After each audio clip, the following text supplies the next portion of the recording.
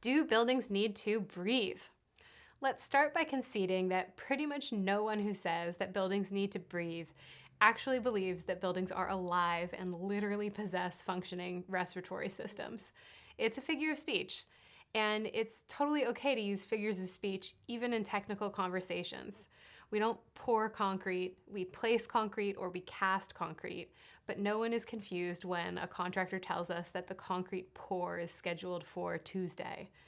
If an architect asks me to review drawings for a 2-story modern house with a flat roof, I know what that means.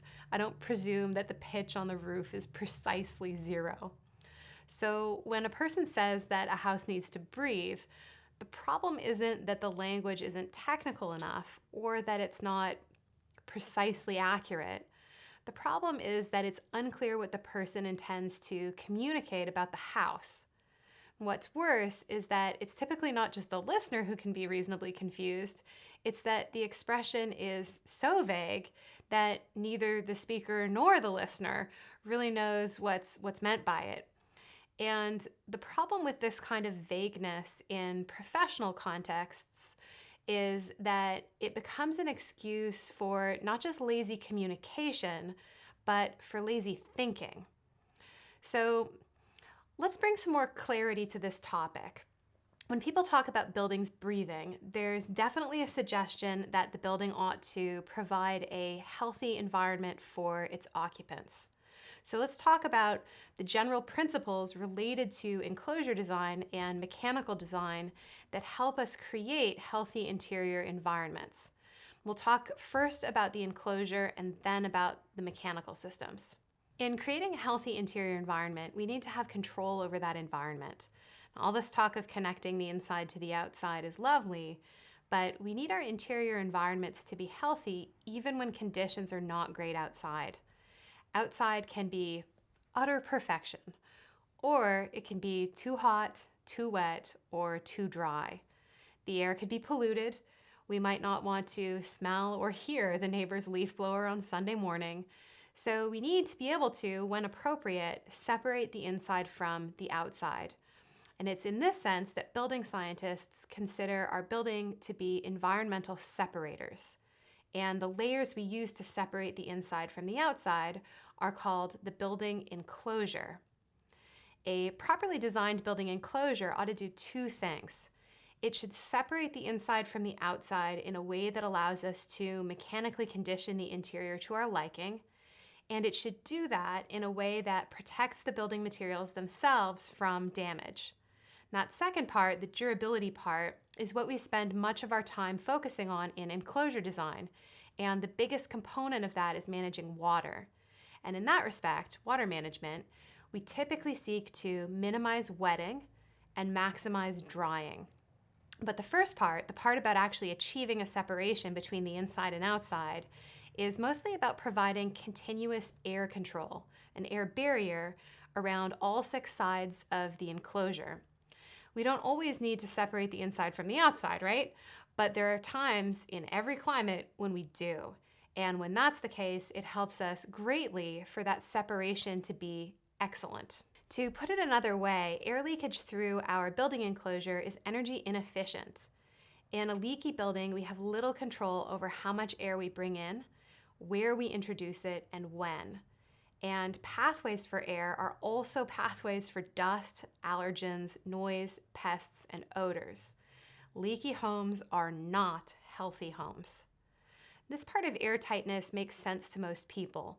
The people who object to airtight buildings are usually responding to a perceived cost to air tightness, and they're weighing that against these benefits. And the costs, as they perceive them, are A, that if a home is too airtight, it could lead to moisture problems, and B, that we have to get fresh air in to breathe somehow. We're going to address both of these points. With respect to the durability of the enclosure itself, air infiltration and exfiltration turns out to not, in fact, be a very reliable way of drying our building materials.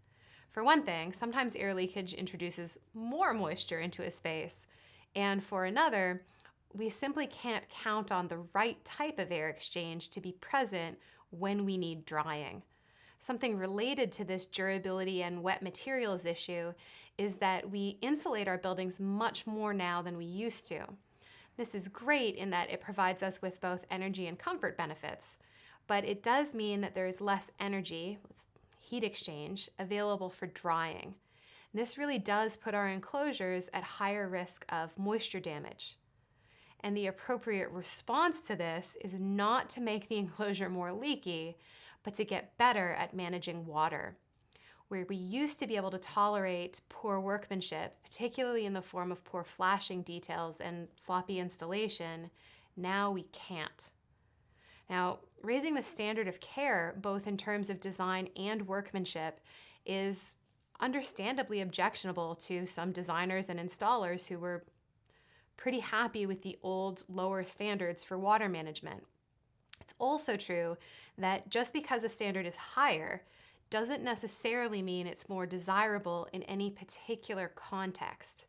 We have to weigh the costs and benefits, and it's completely fair to account for constructability in that consideration.